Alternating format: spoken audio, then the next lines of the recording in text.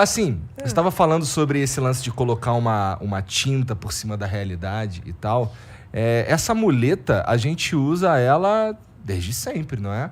Não é uma coisa que, por mais que eu talvez imagine que hoje em dia, com as redes sociais e tudo mais, a gente tenha utilizado mais desse artifício de parecer mais legal do que a gente realmente é, ou de fazer uma afirmação de virtude nas redes sociais, é um dilema do ser humano desde sempre, não é? Tem vários aspectos isso, né? De um lado eu posso negar a realidade, não tem Covid, não tem nada e está tudo bem, que é um dos aspectos, eu nego o que está acontecendo, eu nego que eu tenho uma dor, que eu tenho um problema, que eu tenho uma doença e não vou me curar, não vou procurar meios para isto. E outro lado é o oposto disso, né? Eu afirmo coisas que não estão acontecendo. E eu vou criando realidades paralelas. E na hora que eu preciso realmente que meu pé está no chão, eu vejo, poxa, não era o que eu imaginava. E o que eu faço agora? Mas nós temos uma capacidade humana de adaptação que é incrível. É incrível. A gente se adapta e a gente se modifica. Tem muita gente que tem medo da inteligência artificial. Eu falei, para quê? A nossa mente está produzindo inteligência o tempo todo, ela não para.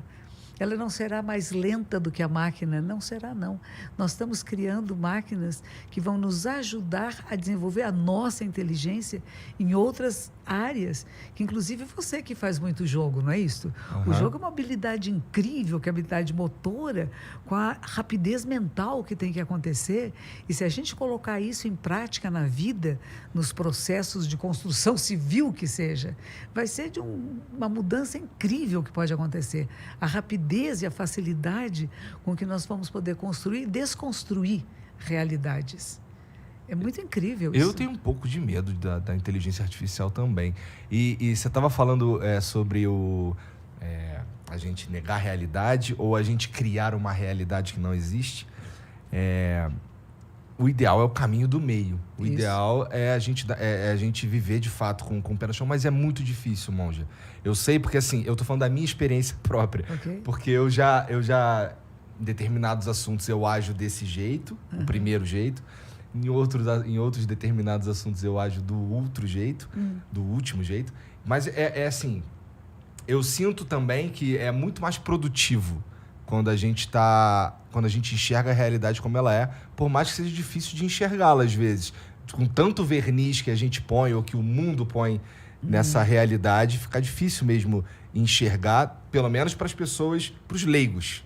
O que você fala de caminho do meio é o que o Buda dizia, né? Não é à toa. O caminho do meio é sem apego e sem aversão, sem extremos. Mas isso não significa que você fica bitolado e que você anda todo retinho assim. A gente encontra o eixo de equilíbrio, o eixo axial do corpo, por exemplo, né? São 80 e poucos ossos, né? Eu vi a senhora falando recentemente num vídeo. É uma beleza isso, a cabeça, o pescoço e o tronco, que nos dá o eixo axial. E nós temos um eixo axial emocional interno. E a gente encontrando esse eixo, claro que a gente sai. Ninguém fica rígido num lugar só. As coisas nos puxam e nos empurram e a gente volta para esse eixo. A diferença é que quando você encontra esse ponto de equilíbrio, é mais fácil voltar para ele. Entendi. É só isso. Não é que você não vai sair dele, vai sair sim, inúmeras vezes, mas já sabe. A senhora sai? Oxe! O pessoal até brinca. Às segundas-feiras à noite... A senhora fica com raiva? Eu não consigo imaginar a senhora com raiva, todo respeito. Brava. É? Meu aluno veio aqui comigo, ele conhece. Ele já viu.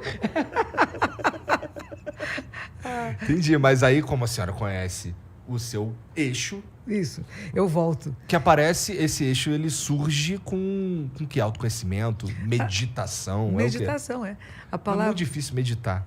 Não é nada, porque você criou uma ideia do que é meditar.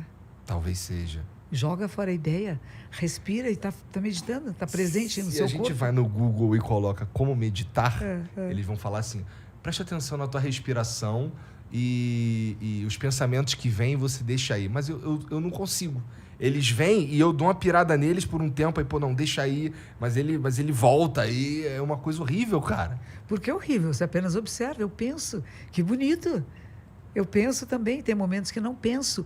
O que a gente dá atenção é como se eu viesse nesta sala e só visse os objetos. Mas existem espaços entre eu e você. Existe um espaço entre nós e o teto. Existe um espaço. E eu não dou atenção a ele.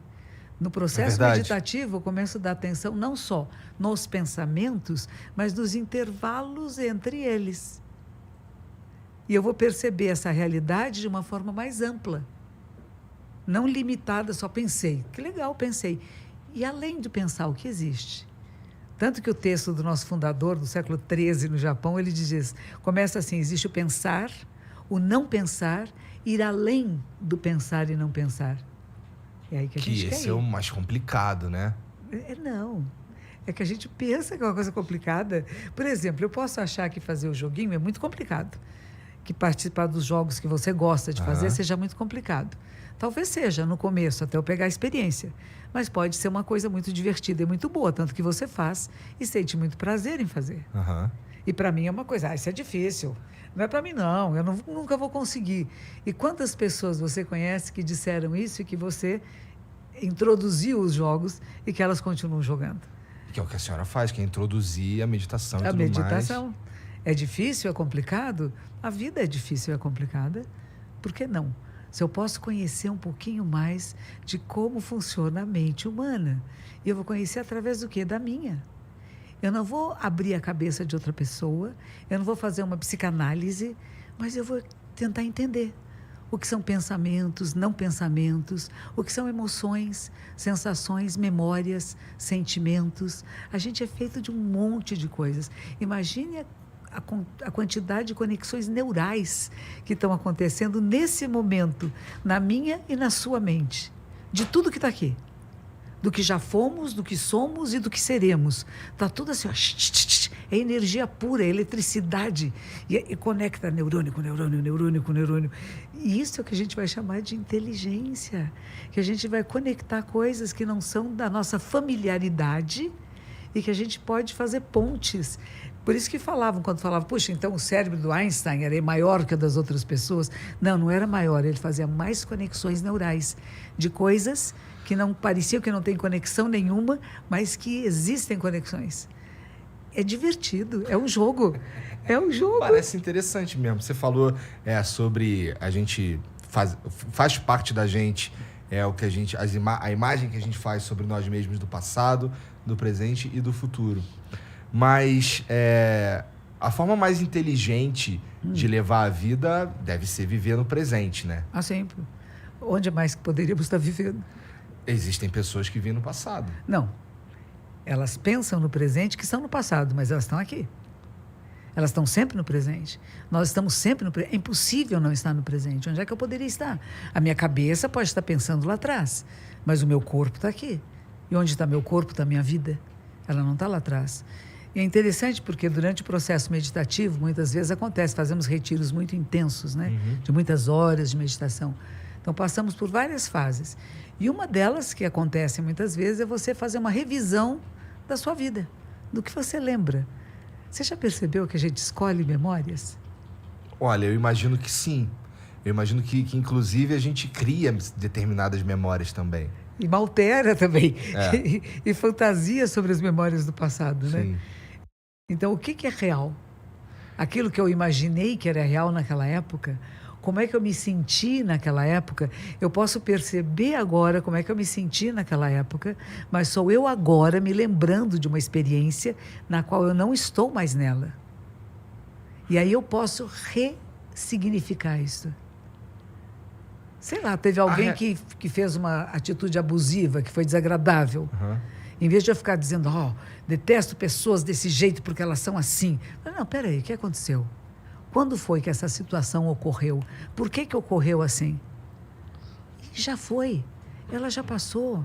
Por que eu vou ficar parada em alguma coisa que já não é mais? Imagine você jogando e ficando pensando na jogada anterior que você fez. Já está morto, né? Já estou morto. Então. Mas então parece uma sessão terapêutica sem um psicólogo. Isso que você está falando. Você é o observador de você.